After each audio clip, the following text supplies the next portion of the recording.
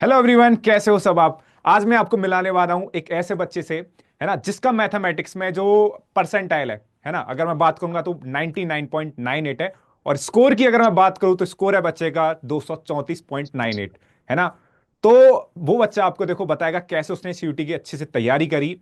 और जो एनटीए ने स्कोर जो निकाला, एनटीए ने स्कोर निकाला 243.7, जो हाईएस्ट स्कोर रहा है ओवरऑल सीयूटी का मैथमेटिक्स में।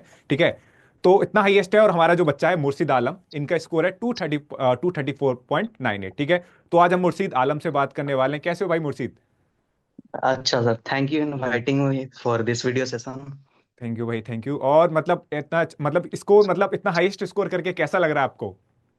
सर बहुत अच्छा, गूजबम आ रहे हैं। गूजबम्स आ रहे हैं। नाइस भाई, बहुत बढ़िया यार। टीचर लोगों के भी आते हैं यार, बच्चे लोगों के आते हैं तो टीचर लोगों के भी आते हैं कि यार तुम इतनी मेहनत करते हो यार, उसके बाद भी इतना बेहतरीन स्कोर लाके लेके आते हो। तो अल्टीमेट रहता है भाई, पेरेंट मतलब टीचर के लिए भी रहता है, बच्चे के लिए तो रहता ही रहता है, और मैं तो बोलता हूँ पेरेंट्स के लिए भी रहता है भाई। और एक बार बच्चों को थोड़ा आप ये सारी चीजें बताओ कि कैसे आपने प्रिपरेशन स्टार्ट करी, क्या क्या आपके सामने चैलेंजेस आए, है ना। तो बिल्कुल स्टेप बाय स्टेप चीजें देखते हैं मुर्शिद। तो पहले आप ये बताओ कैसे, लाइक आपने टारगेट बनाया कि सीयूटी करना है ना, कैसे आपके दिमाग में थॉट आया कि यार सीयूटी को प्रिपरेशन करनी है, मतलब कुछ बताओ बच्चों फर्स्ट को। ऑफ फर्स्ट ऑफ ऑल, जब मैं 11th क्लास पास आउट कर रहा था तो मेरे मन में ये था कि एट द एंड 12th बाद क्या करना है लाइफ में। जैसे ओके, कॉलेज तो जरूरी होती है। बिल्कुल भाई। तो उस समय मुझे ये सुटेबल लगा कि सीयूईटी एक एग्जाम होती है, यूनिवर्सिटी टेस्ट। तो बिल्कुल उसको दिया जाए ताकि हम सेंट्रल लेवल के कॉलेज में जा सकें। बिल्कुल बिल्कुल। नाइस। तो यार और आप बिल्कुल बताओ आगे। इंजीनियरिंग कॉलेज में इंटरेस्ट तो था नहीं, रिसर्च पे इंटरेस्ट था कि मैथमेटिक्स करें। नाइस नाइस, बहुत बढ़िया। तो अच्छा मतलब जैसे अगर देखा जाए तो सीयूटी एग्जाम्स में ट्वेल्थ खाली जो होता है ट्वेल्थ का सिलेबस आता है, ठीक है ना। तो आपके जो बोर्ड्स एग्जाम में कितने परसेंटेज बने थे मुर्शिद आलम? 91 बने थे। 91%, वेरी नाइस वेरी नाइस। अच्छा, तो उसमें मैथमेटिक्स बात नहीं भाई, आपका जैसे आप बता रहे हो कि आपको मैथमेटिक्स में रिसर्च में जाने का है आगे, ठीक है। लाइक वो तो ठीक है, लेकिन अभी आप किस कॉलेज को टारगेट कर रहे हो अपना डीयू के लिए? ड्यू के लिए मैं टारगेट कर रहा हूँ Hindu. Hindu, okay, nice nice. तो अभी बस बच्चों को आप ये बताओ थोड़ा सा, बच्चे क्योंकि एक्चुअली में क्या होता है ट्वेल्थ क्लास में बच्चा ये कंफ्यूज रहता है कि आप पहले क्या सीयूटी के साथ, मतलब क्या बोर्ड्स के साथ सीयूटी की तैयारी हो सकती है, या फिर अलग से जो लास्ट के 2 या 3 महीने होते हैं उनमें तैयारी करना चाहिए। तो बच्चों को आप क्या गाइड करना चाहोगे? बोर्ड्स के साथ एकदम बेफिक्र होके करना चाहिए, क्योंकि बेसिकली सिलेबस तो सेम ही है, एनसीईआरटी तो बिल्कुल सबको ही पढ़ना है। तो उससे बिल्कुल ज्यादा कॉन्सेप्चुअल क्लियरिटी हो जाती है अगर आप सीयूईटी की तैयारी ही करें तो। बोर्ड्स भी बिल्कुल अल्टीमेट कवर हो ही जाता। बिल्कुल बिल्कुल बिल्कुल। तो ये बात आपने बिल्कुल 100% सही बोली, क्योंकि सिलेबस बिल्कुल मतलब सेम ही है आपका सीयूटी और बोर्ड्स का। और आपके पास क्लैरिटी आती है ना, क्योंकि आपके पास ऑब्जेक्टिव क्वेश्चंस होते हैं, आपके 20 क्वेश्चन आपके बोर्ड एग्जाम में भी आते हैं, तो आपको 100% एकदम अच्छी क्लैरिटी मिलती है ना। और बच्चे ने एक बात ये भी कही कि लास्ट 2 मंथ में आप थे ना, आप बिल्कुल बोर्ड एग्जाम के साथ भी प्रिपरेशन कर सकते हो। अच्छा, लास्ट 2 मंथ में आपने मतलब इस प्रिपरेशन को कैसे एक्सेल करा कि यार आपके बोर्ड एग्जाम, आपका लास्ट पेपर शायद मैथमेटिक्स का था, है ना। तो आपने लास्ट लास्ट 2 मंथ पेपर में कैसे प्रिपरेशन स्टार्ट करी, मतलब क्या रहा, कितने घंटे आपने पढ़ाई करी, और इस तरीके से। मैं बेसिकली ज्यादातर फोकस मैथ्स पे ही करता था, तो दिन में 8 घंटे तक सिर्फ मैथ्स ही पढ़ते रहता था। क्योंकि मैथ से प्यार था भाई। अल्टीमेटली मैथ्स में ही इंटरेस्ट था। तो लास्ट के 2 महीने में ज्यादा से ज्यादा एमसीक्यू मैंने सॉल्व किया है। Nice nice. हाँ बिल्कुल बिल्कुल। और फिजिक्स में भी आपका मैंने देखा था परसेंटाइल अच्छा है फिजिक्स में भी आपका। लेकिन मैथ्स में तो आपने एकदम फोड़ ही दिया जाके, एकदम 234 अब भाई, एकदम बिल्कुल। एक दो क्वेश्चन और आपके सही होते तो आप यकीन मानो बिल्कुल आपका 100% ही आता, ठीक है ना। बिल्कुल। तो और बाकी यार। नहीं सर, एक एक मैं करेक्ट करना चाहूंगा कि सिर्फ एक ही क्वेश्चन गलत था। वो मेरी शिफ्ट इजी आ गई थी तो उन्होंने हाँ, दो नॉर्मल। सौ चौंतीस कर दिया। 244 हो रहा था, उनके हिसाब बिल्कुल। से इजी शिफ्ट था। नहीं यार, ये थोड़ा सा होता है ऑनलाइन में, नॉर्मलाइजेशन में, ठीक है ना। बिल्कुल बिल्कुल। तो कोई नहीं यार, परफेक्ट स्कोर के बहुत ही नजदीक हो आप, कोई दिक्कत नहीं है ना। लेकिन आपने जो अभी, जैसे अगर मैं आपसे पूछना चाहूंगा, जैसे आपने ग्रेजुएशन है, ग्रेजुएशन के बाद आपका क्या प्लान है आफ्टर, मतलब इस तरीके से। ग्रेजुएशन के बाद तो ज्यादातर मैं टीचिंग में ही जाना इंटरेस्ट प्रीफर करता हूँ, क्योंकि मेरा अल्टीमेट गोल है कि पीएचडी करूँ और अल्टीमेट। प्रोफेसर हाँ बनूं। इसलिए मैं आईआईटी जैम की तैयारी करना चाहूंगा इसके बाद। ओके ओके, तो एक बार मैं बच्चों को बताना चाहता हूँ कि आईआईटी जैम आपका बेसिकली आईआईटी से एमएससी करने का प्लान होता है ना, जैसे बच्चे मास्टर्स करते हैं अपना अलग अलग यूनिवर्सिटी से, ऐसे ही आईआईटी से आईआईटी में एंट्रेंस, आईआईटी में एमएससी, आईआईटी में एमएससी करने के लिए एंट्रेंस एग्जाम होता है आईआईटी जैम, है ना। ये हर सब्जेक्ट के लिए होता है, मैथमेटिक्स के लिए भी होता है, और बच्चे फिजिक्स वाले सुन रहे हैं तो सारे सब्जेक्ट के लिए आपका ये आईआईटी जैम एग्जाम होता है, ठीक है। और बाकी मतलब कुछ और बताओ यार, कैसे बच्चे ट्वेल्थ की, क्योंकि जाते हैं तो बच्चे यार कई बार मैं देखता हूँ तो बच्चे लास्ट टाइम पे तैयारी करते हैं बोर्ड्स एग्जाम की या फिर सीयूटी की। तो और कुछ एकदम एकदम बताओ यार चीजें, यार क्या रहा, कैसे स्टार्टिंग से चीजें, मतलब कुछ तो बताओ बढ़िया सा यार। स्टार्टिंग से अगर 11th बर्बाद करना है तो कोई दिक्कत नहीं। 11th अगर पूरी बर्बाद हो रखी है तो 12th में जाके आप सीयूटी फोड़ सकते हैं। बिल्कुल एज सच बिल्कुल कोई वो है नहीं। मेरी भी 11th बर्बाद थी। मतलब मैथ्स में मेरा कुछ स्कोर था नहीं।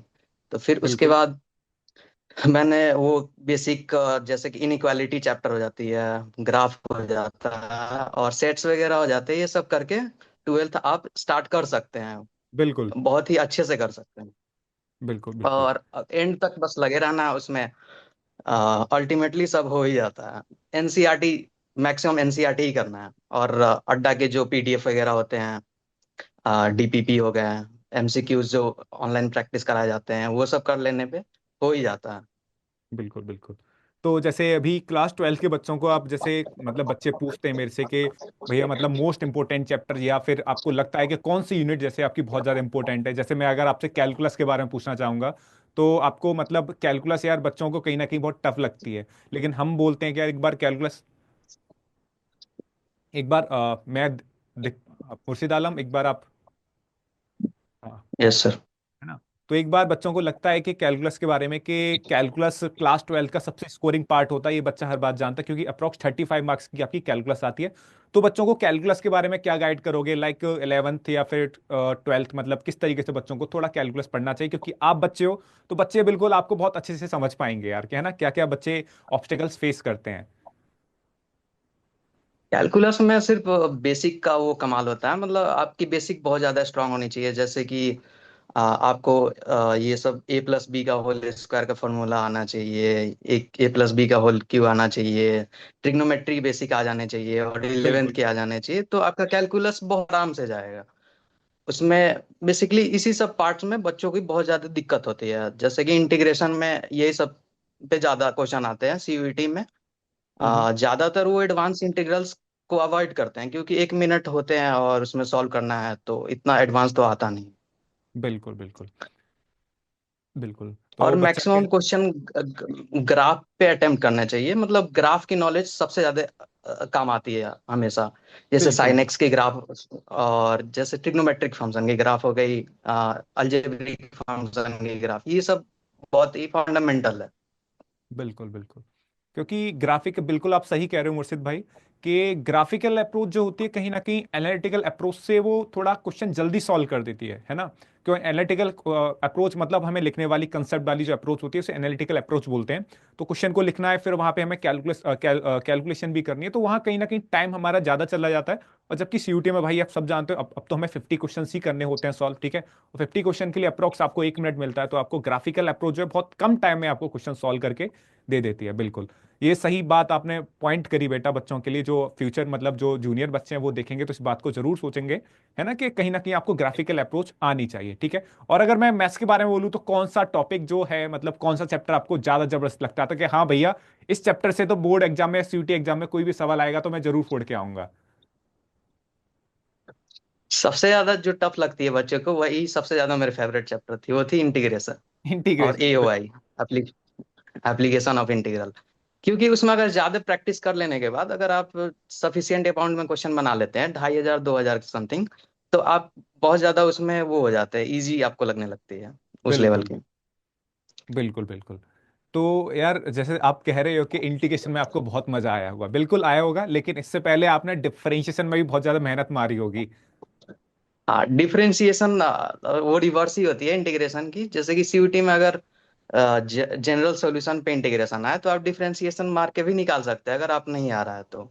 वो छोटा मोटा वो, अगर आप एमसीक्यू लगा रहे हैं तो आपको ये सब फंडामेंटल पता चल ही जाता है। बिल्कुल बिल्कुल और बिल्कुल डिफरेंशिएशन 11 से थोड़ा बहुत तो बेसिक्स डाले ही दिए जाते हैं एनसीईआरटी बिल्कुल। में। हाँ यार बिल्कुल बिल्कुल बिल्कुल।